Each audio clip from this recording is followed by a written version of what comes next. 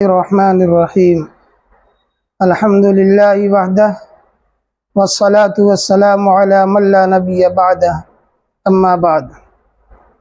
معزز ناظرین کرام، آج کا موضوع ہے قسط پر خرید و فروخت جائز ہے یا ناجائز۔ خرید و فروخت یہ انسانی ضرورت ہے۔ ہر انسان کے پاس ہر سامان نہیں ہوتا۔ جو سامان کسی کے پاس نہیں ہوتا وہ دوسروں سے خریدتا ہے، مانگتا ہے، کرائے پر لیتا ہے۔ کوئی شخص دوسرے سے کوئی سامان خریدے تو اس کی کئی صورتیں اور شکلیں ہیں۔ ایک صورت تو یہ ہے کہ خریدتے وقت ہی پورا پیسہ دے دے، اس کو نقد بیع کہتے ہیں، یہ جائز ہے۔ ایک صورت یہ ہے کہ خریدنے والا خریدتے وقت پورا پیسہ نہ دے بلکہ پیسہ ادھار کر دے۔ اب یا تو بعد میں پورا پیسہ ایک ہی مرتبہ میں دے دے یا قسط طے کر دے کہ ہر مہینے میں اتنا پیسہ دوں گا۔ تو قسط پر اگر کوئی شخص دوسرے سے کوئی سامان خریدتا ہے تو یہ صورت بھی جائز ہے۔ اب قسط پر خرید و فروخت کی صورت میں کبھی ایسا ہوتا ہے کہ بیچنے والا جب نقد بیچتا ہے تو اس کی قیمت کچھ اور رکھتا ہے، اور جب قسط پر بیچتا ہے تو اس کی قیمت کچھ اور رکھتا ہے۔ مثال کے طور پر نقد وہ 10,000 میں ایک سامان بیچ رہا ہے، قسط پر وہی سامان بیچ رہا ہے تو اس کی قیمت وہ 15,000 متعین کرتا ہے۔ تو قسط کی صورت میں پیسہ میں اضافہ کر دینا یہ صحیح ہے یا نہیں؟ تو قسط پر بیچنے کی صورت میں قیمت میں اضافہ کر دینا یہ جائز ہے۔ ائمہ اربعہ یعنی امام ابو حنیفہ، امام شافعی، امام مالک، امام احمد بن حنبل رحمہم اللہ، جمہور فقہاء اور محدثین کا کہنا یہی ہے کہ جس وقت خرید و فروخت ہو رہی ہے اسی وقت یہ طے ہو جائے کہ یہ بیع نقد ہے یا ادھار ہے، اور اسی وقت ایک قیمت بھی طے ہو جائے تو یہ حضرات فرماتے ہیں کہ جائز۔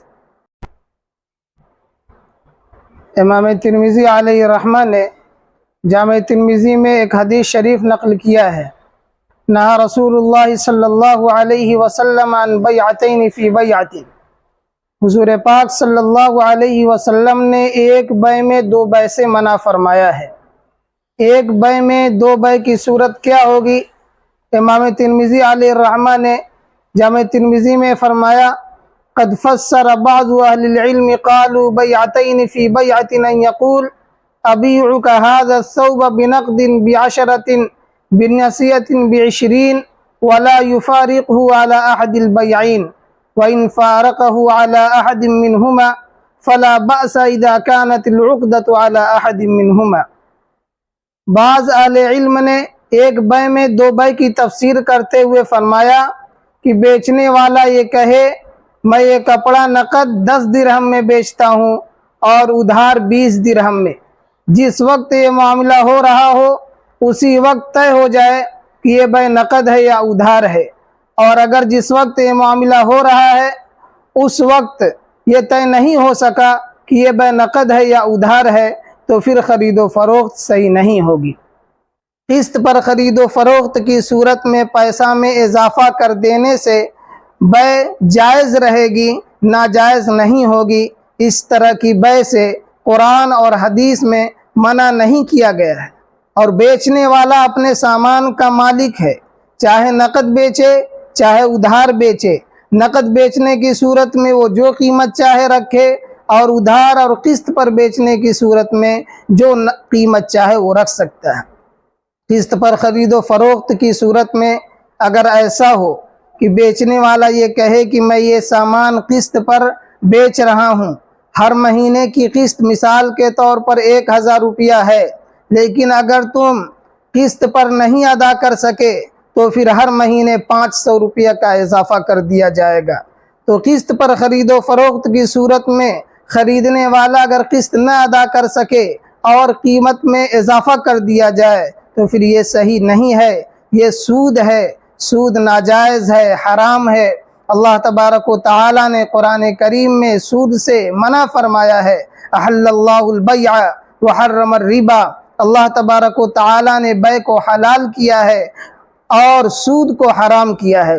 حدیث شریف میں حضور پاک صلی اللہ علیہ وسلم نے سود کھانے والے، سود کھلانے والے، سود لکھنے والے، سود پر گواہ بننے والے سب پر اللہ کے حبیب حضور پاک صلی اللہ علیہ وسلم نے لعنت فرمائی۔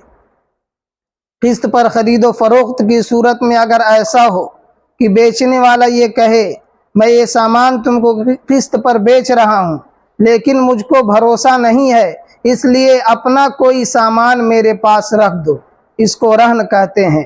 بیچنے والے کا اس طرح کا مطالبہ کرنا صحیح ہے۔ ہاں، خریدنے والا اپنا سامان بیچنے والے کے پاس کوئی رکھ دے تو بیچنے والا اس کے اس سامان سے کسی بھی صورت میں فائدہ نہیں اٹھا سکتا۔